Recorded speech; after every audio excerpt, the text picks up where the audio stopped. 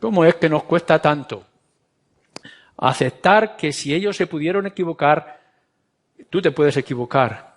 Que si buscas tu propia dirección o te guías por tu imaginación o por los sentimientos de tu corazón, caerás lo mismo que ellos cayeron.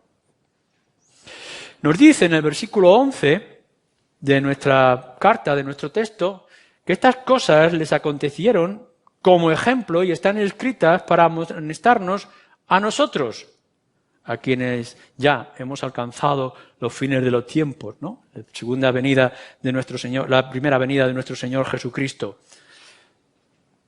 Es curioso que lo que estaba diciendo es, bueno, en el Antiguo Testamento tenemos ejemplos terribles de gran herida. Podemos imaginarnos cómo se nos describe aquí el pueblo que fue rebelde y se quejó contra Dios y que de pronto pasaron por un valle de serpientes venenosas y en aquel tiempo, en aquel valle, empezaron a morir un montón de gente hasta que no hubo un arrepentimiento y confianza fijándose en aquella serpiente de bronce que fue levantada. Y ellos morían sin el consuelo por causa de su queja y de oponerse ante el Señor. Eso que estaba ocurriendo hace miles de años estaban escritas para amonestarte a ti. Estaban escritas para decirte a ti, ahora en el siglo XXI y en nuestras circunstancias, que si tú actúas de la misma manera, te ocurrirán las mismas cosas. Cuando habla la Escritura de amonestar, o esos ejemplos están para amonestarnos a nosotros, la amonestación en primer lugar es para prevenir. Igual que al niño pequeño, cuando aún es bebé, y le tenemos que decir por activa y por pasiva, no toques el fuego, no toques el aceite, no te metas en los armarios de la cocina que hay veneno, no pongas tus dedos en los enchufes. Estamos previniendo, le estamos diciendo al niño, eso no se hace. Hay que advertir. Y los ejemplos en la palabra de Dios, las circunstancias negativas y positivas que encontramos en las Escrituras, están para prevenirte. No eres más valiente, no eres mejor, no estás mejor preparado. Y si a ellos les ocurrió, tú tienes que estar alerta y vigilar tu corazón. Lo va a decir en el versículo 12. Vigila tu corazón. No entres por ese camino, no vayas en esa dirección, no tomes esta actitud. Pero no solamente la amonestación es para prevenir antes del acontecimiento, sino que también la amonestación es reconvenir. Es decir, cuando estás haciendo las cosas para evitar que sigas en esa situación. Si estás en pecado, ven al arrepentimiento, porque si no te ocurrirá lo que ocurrió en aquel momento, en aquel tiempo. Si estás en frialdad de corazón, si estás alejado del Señor, no sigas en esa dirección, nos dicen los profetas. Mira lo que ha ocurrido al pueblo de Israel, como fue arrebatado de su tierra. Lo que tienes que hacer ahora es buscar el perdón del Señor. Evita seguir adelante. En esta mañana, si tú crees delante del Señor que no estás bien con Él, que tu vida cristiana no es como debiera de ser, ahora es el momento de corregirlo. No sigas adelante.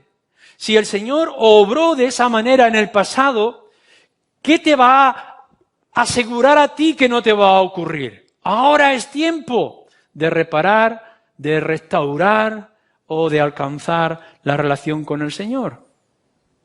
Pero no solamente esta amonestación de los ejemplos de toda la Escritura están para prevenir o está para reconvenir y ayudarte a parar, sino que también está para reprenderte por lo que ya has hecho. Si el Señor los castigó duramente y se quedaron en el desierto, si hubo castigo en los conflictos bélicos o por el veneno de las serpientes o por cualquier otra circunstancia que ocurrió en aquella época, podemos ver cómo no solamente es que la generación de aquel tiempo quedó en el desierto, sino que muchos sufrieron las consecuencias de la dureza de su corazón, como aquella familia que fue tragada por la tierra, castigados por el Señor. ¿Por qué crees que tantos otros han caído a lo largo del camino? ¿Por qué creéis que tantos otros han perdido el gozo de la salvación, la tranquilidad de sus almas? ¿Por qué algunos los podemos ver como Nabucodonosor actuar como bestias en este mundo de pecado? Pues entonces, ¿cuál crees tú que será tu futuro y cómo será tu vida? La Escritura te está reprendiendo. Está destruyendo toda excusa. Uno podrá llegar y decir, bueno, las circunstancias eran difíciles, mi familia estaba en contra, el mundo era muy atractivo, no he podido resistir. No hay excusa alguna. Si ellos no tienen excusa, tú tampoco la tienes. Si antes estaba mal lo que ellos hacían, hoy sigue estando mal. El Señor no ha cambiado, sus mandatos no han cambiado, tu situación no ha cambiado. Por tanto, las consecuencias de tu pecado actual, aun cuando creas que está escondido en el fondo de tu corazón, está abierto delante de Dios. Y si ellos no pudieron librarse de las consecuencias, tú tampoco te vas a librar. Ten misericordia de tu propia alma. Así que lo que podemos ver es que toda la Escritura está para nuestro bien, para nuestro caminar con el Señor, y por tanto nos da los principios y los mandatos necesarios para nuestra vida en relación con Él, y además nos ilustra con los ejemplos múltiples en toda la palabra de Dios para que podamos ver cómo actúa. Lo que estamos diciendo entonces en esta amonestación que hace a nuestras vidas a la luz de la palabra es que estas amonestaciones deben ser aceptadas. Acéptalo en tu mente. Cuando leas la palabra de Dios, tienes que pensar ¿por qué está esto aquí? Lo que nos está diciendo en este versículo 11. Están escritas para amonestarte a ti, ahora, en este momento, en tus circunstancias. Tienes que tomar la información en tu mente. Piensa lo que lees. Lo hemos dicho al principio. Os animo a tener vuestras Biblias, seáis jóvenes o mayores, y leer con regularidad las Escrituras. Pero tienes que pensar lo que lees. Advierte de aquellos peligros que ya habla la palabra de Dios y hazlos tuyos. Mételos en tu cerebro. Están ahí para que tú te informes. Que si metes la mano en el fuego o enfrías tu corazón o tomas otra dirección, te pueden pasar las mismas cosas que a ellos le pasaron. Infórmate. Pero además nos está diciendo que nuestra amonestación tiene que llegar a nuestro propio corazón. Siente como ellos sentían la ira de Dios o la misericordia de Dios. Identifícate con aquellos que estaban cruzando en el desierto, que en cierto momento se volvían arrogantes y engreídos y otras veces eran negativos y opuestos a la dirección del Señor. Identifícate que tu corazón es el mismo que de ellos.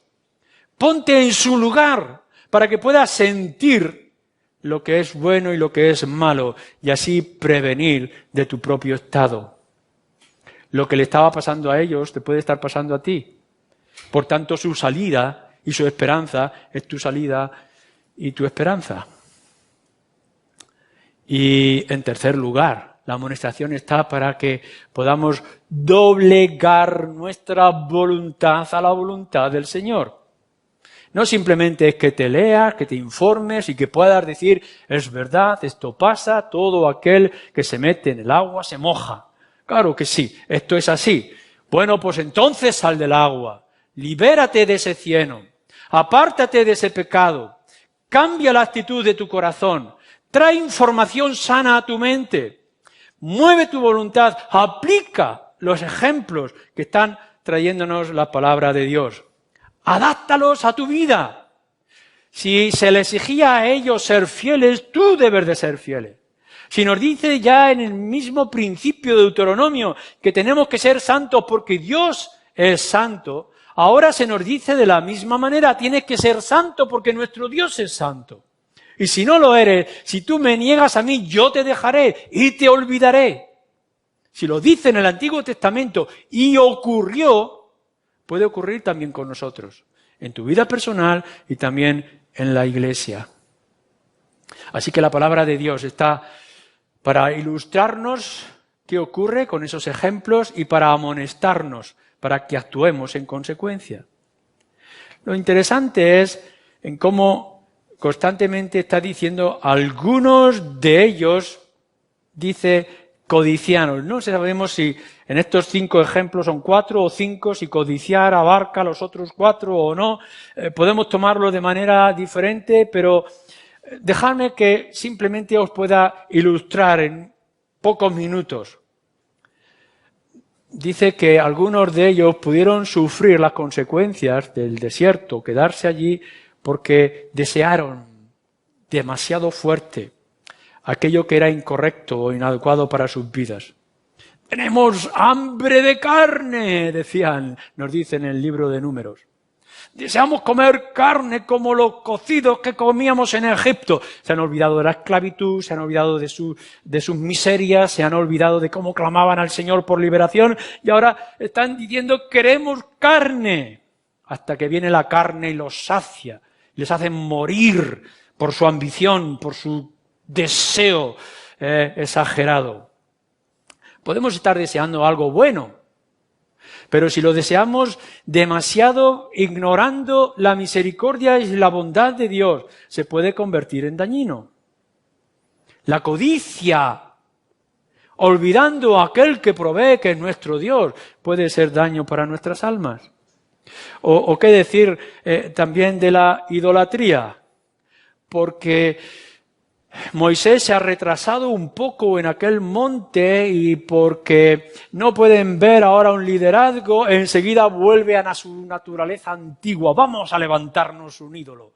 No sea que ya Moisés no venga y que Yahvé nos olvide. Yahvé, Dios nos va a olvidar. Y aquí vemos aquellos rebeldes, hombres levantando un ídolo con su oro para poder inclinarse y llenarse de fiesta y de jolgorio. Relajarse con su propio error, sus propios deseos, ignorar la bondad y la misericordia del Señor. Y así le fue. Y podemos ver cómo Dios los castigó y destruyó como un conflicto civil en medio de ellos. ¿No es eso también la idolatría de nuestro corazón?